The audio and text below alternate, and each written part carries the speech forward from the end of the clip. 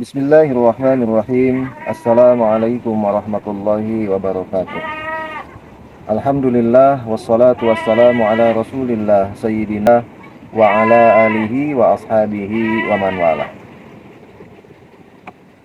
Melanjutkan kajian kitab Al-Manhajus Shawi pada halaman 78.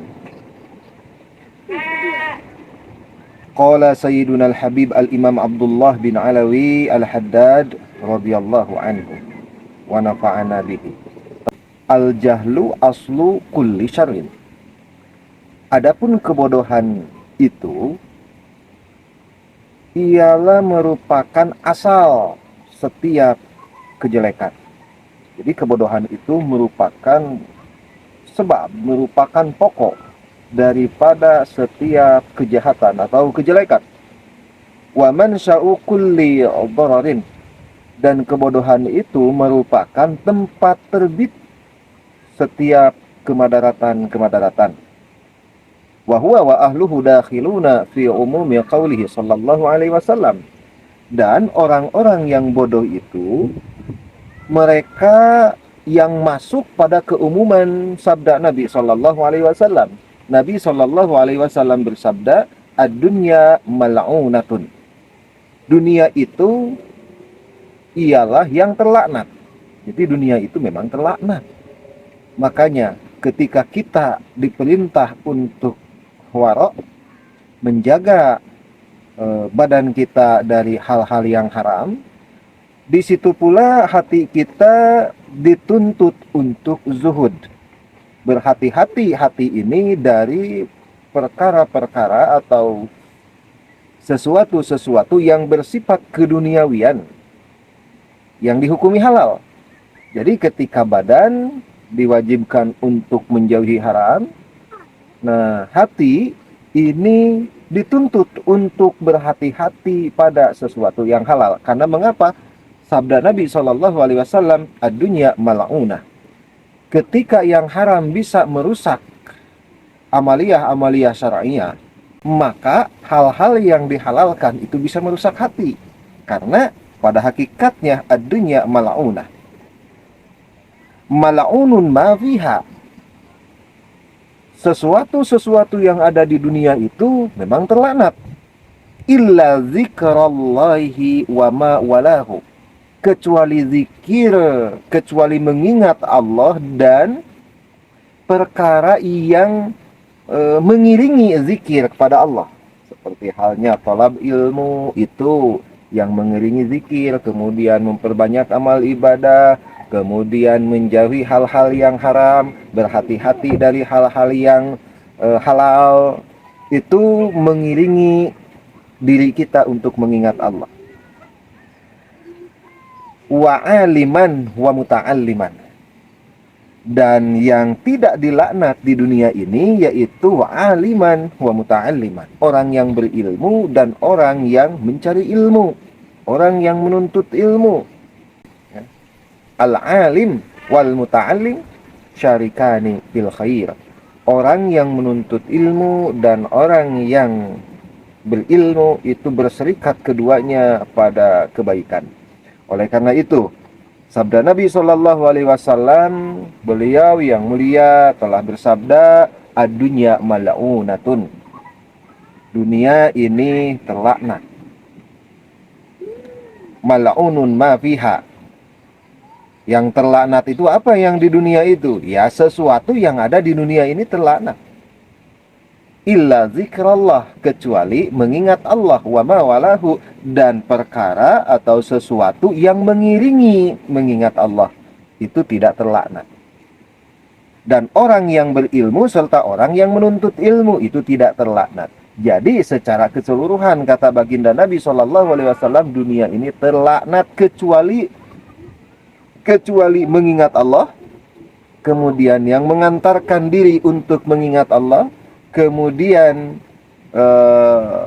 orang yang berilmu dan orang yang menuntut ilmu. Jadi mengingat Allah, zikir mengingat Allah itu terbagi pada 3 kategori. Ada zikir yang ghaflah, kemudian ada zikir yang yaqadhah, kemudian ada zikir yang hudur. Yang pertama zikir ghaflah, yaitu zikir lalai. Zikir lalai ini ketika lisan berzikir tetapi hati masih ada keterkaitan dengan urusan-urusan duniawi. Jadi ketika lisan berzikir, contohnya la ilaha illallah, tetapi hati masih menanamkan kecintaan kepada hal selain Allah di dunia ini, itu zikir ghaflah. Kemudian yang kedua ada zikir yang yaqadhah. Zikir yang yaqadhah ini ketika lisan berzikir, hati mengiringi. Nah, itu zikir yaqadhah. Kemudian zikir hudur. Zikir hudur itu ketika lisan berzikir ataupun tidak berzikir, hati ini selalu hadir mengingat Allah Subhanahu wa ta'ala. Nah, ketika kita berhenti zikir lisan dalam keadaan hati kosong mengingat Allah, maka kemungkinan hati ini mati. Al-Imam Ibnu Athaillah pada kitab Hikam, beliau menjelaskan bahwa ketika hati kosong ini tidak diperkenankan dan tidak boleh lisan untuk berhenti berzikir. Karena ketika hati kosong atau hati dalam keadaan lalai mengingat Allah, tetapi lisan terus-terusan zikir kepada Allah, maka lisan ini ada kemungkinan untuk membangunkan hati. Tapi ketika hati kosong dan lisan berhenti berzikir, tidak ada kemungkinan hati untuk bangun, dan kemungkinan besar hati ini mati dari mengingat Allah Subhanahu wa ta'ala. Waqala Sayyiduna Ali karamallahu wajhah, dan telah berkata Sayyiduna Ali karamallahu wajhah, la aduwa a'da minal jahli. Tidak ada musuh yang lebih memusuhi minal jahli daripada kebodohan. Jadi tidak ada musuh yang berhak dijadikan musuh dengan sangat kecuali kebodohan. Jadi kebodohan itu musuh utama. Wal mar'u aduwwu ma jahila. Wal jahilu, dan orang bodoh, waqi'un, yang bertempat fi tarki ta'ati wa fi'lil ma'asi. Waqi'un, yang bertempat fi tarki ta'ati, pada peninggalan taat, wa fi'lil ma'asi, dan pengerjaan maksiat, sya'a am aba, dia berkehendak ataupun dia tidak berkehendak. Jadi orang bodoh itu maksiat secara terus-menerus, berkehendak ataupun tidak. Mengapa demikian? Fa innahu la yadri ayyu syai'in at-ta'atu allati amarahu Allahu bi fi'liha. Karena sesungguhnya orang bodoh itu tidak mengetahui sebab apa taat yang Allah memerintahkan kepada orang tersebut, bipilihha, dengan mengerjakannya. Ya, jadi ketika dia mengerjakan suatu amal yang bisa dikategorikan ini amal kebaikan apabila disertai dengan ilmunya, tetapi dia hanya kebetulan saja untuk mengerjakan hal demikian, maka ini tidak bisa dikategorikan sebagai amal ibadah, ya, walaupun dalam kategori ruang lingkup kebaikan.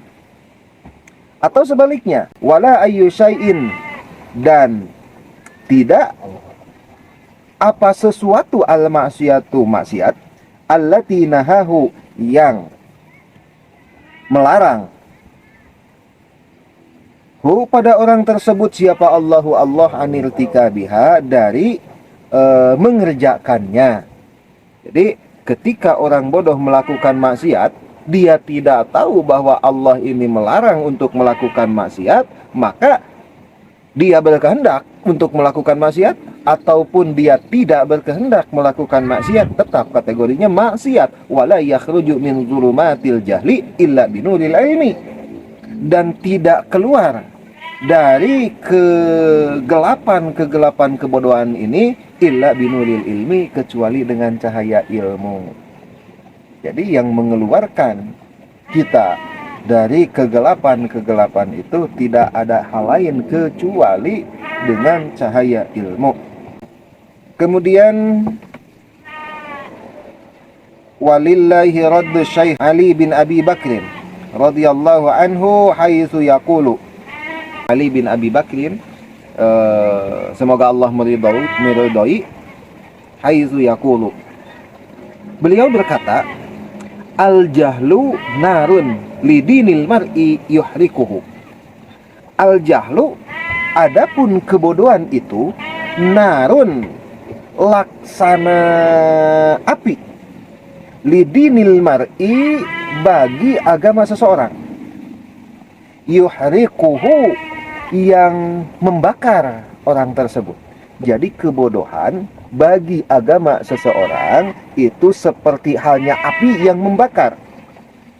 Wal ilmu, dan adapun ilmu itu ma'un litilkan nari yutfiha, dan ilmu itu laksana air yang bisa memadamkan api tersebut. Jadi kebodohan itu laksana api yang membakar seseorang, sedangkan ilmu itu laksana air yang bisa memadamkan api yang membakar seseorang dalam agamanya. Wa qala sayyiduna al-arifu billahi Umar bin Saqqafin, dan telah berkata arif billah Umar bin Saqqaf radhiyallahu anhu, semoga Allah meridhoi beliau, wa'lam, ketahuilah, annal ilma, sesungguhnya ilmu, yarfa'ul wadi'a, mengangkat orang yang hina. Jadi orang yang hina ketika dia membawa ilmu, maka dia akan mulia dengan sendirinya. Wal jahlu yunzilu rafi'a, dan kebodohan itu menurunkan martabat orang yang tinggi. Jadi walaupun orang ini martabatnya tinggi, ketika dia membawa kebodohan, maka akan turun dengan sendirinya martabat tersebut. Paman, maka barang siapa syarupa nasabuhu, yang nasabnya ini mulia, dia itu anak dari orang yang berilmu, dia itu mempunyai garis keturunan pada orang yang berilmu, wa azlama bil jahli hasabuhu nazala bihil hal. Tapi ketika dia gelap dengan kebodohan, maka hal tersebut berakibat menurunkan keadaan nama baiknya. Jadi nama baik nasabnya itu akan runtuh seketika, ya. Dia tidak bisa bersandar lagi kepada garis kenasabannya ketika nasabnya ini mulia tetapi dia membawa kebodohan. Oleh karena itu, tidak ada harapan kecil bagi kita semua, walaupun kita tidak mempunyai garis keturunan orang yang berilmu, misalkan, tidak ada harapan kecil bagi kita untuk mulia mencari ilmu ataupun mengajar ilmu. Banyak para ulama terdahulu yang bukan merupakan anak dari ulama, ya, tetapi orang tuanya itu mesti cinta pada ulama. Seperti halnya Al-Imam Al-Ghazali. Imam Al-Ghazali itu bukan anak ulama yang masyhur, bukan anak ulama yang terkenal, tetapi Al-Imam Al-Ghazali ini menjadi ulama yang masyhur di masanya dan di masa kini pula. Hal tersebut bisa diperoleh dari salah satu alasan, karena orang tuanya itu cinta pada ilmu dan cinta pada orang yang berilmu. Wa wudi'a maqamuhu ma'al juhali, dan wa wudi'a maqamuhu ma'al juhali, dan ditempatkanlah maqamuhu, makomnya orang bodoh tersebut yang mempunyai garis keturunan atau nasab orang mulia, tetapi dia membawa kebodohan. Makomnya itu adalah makom ma'al juhal, beserta orang-orang yang bodoh. Famal hayatu illa li ahlil ilmi, maka tidak ada kehidupan illa bi ahlil ilmi, kecuali dengan ahli ilmu. Jadi ahli ilmu itu walaupun dia meninggal, tetap dia bisa melakukan amal mutaadi. Apa itu amal mutaadi? Ketika dia sudah meninggal jasadnya dia sudah meninggal, tetapi orang ini berilmu, maka dia masih bisa melakukan amal mutaadi. Seperti halnya ketika dia mengajarkan ilmu kepada muridnya, muridnya itu bisa melakukan hal-hal yang diperintahkan oleh Allah dalam ibadah dan bisa menjauhi hal-hal yang dilarang oleh Allah, kemudian hatinya bisa bermusyahadah misalkan atas dasar ilmu yang diberikan oleh gurunya, maka ketika gurunya ini meninggal, tetap gurunya itu masih bisa beramal muta'addi. Oleh karena itu, jadilah kita sebagai guru untuk setiap kalangan. Jadilah seorang kakak itu guru untuk adiknya. Jadilah seorang ayah itu guru untuk anak istrinya. Maka ketika ada seseorang yang ingin menitipkan anak, ketika ada seseorang yang ingin menitipkan anak untuk mengkaji ilmu, mengkaji kitab-kitab para ulama, senantiasa saya bertanya dulu, apakah ini anak ini sudah dididik terlebih dahulu oleh ayahnya? Minimal Fatihahnya dulu dididik oleh ayahnya sebelum dititipkan kepada guru anak tersebut yang lain, supaya kita bisa memperoleh fadilah daripada amal muta'addi. Wa mal mautu illa li ahlil jahli, dan tidak ada mati illa li ahlil jahli, kecuali bagi orang-orang bodoh. Gitu. Maksudnya bukan berarti orang yang berilmu tidak akan mati, tetap kullu nafsin dha'iqatul maut, tetap mati. Setiap yang berjasad itu tetap mati, tetapi kemanfaatan ini tidak akan terhalang dengan matinya jasad. Jasad mati tetapi kemanfaatan tetap hidup. Itulah orang yang berilmu. Karena kemanfaatan tetap hidup ketika jasad orang yang berilmu ini meninggal, dia bisa melakukan amal muta'addi walaupun telah meninggal jasadnya. Karena kan yang bertugas untuk melakukan amal itu jasad. Ya. Walaupun hati memang ada kewajiban tersendiri untuk melakukan amal. Mungkin itu saja kajian kita pada hari ini. Insya Allah dilanjut besok pada halaman 79. Semoga kita semua diberi keistiqomahan untuk mengkaji kitab ini. Kemudian kita berharap semoga kita diberi kesehatan, keberkahan usia, keberkahan pekerjaan, keberkahan ilmu dan lain sebagainya. Semoga Allah memberikan keberkahan kepada kita semua. Mohon maaf bila ada kesalahan. Kesalahan itu datang dari kebodohan saya, dari kelemahan saya. Semoga Allah mengampuni. Akhirul kalam. Wassalamualaikum warahmatullahi wabarakatuh.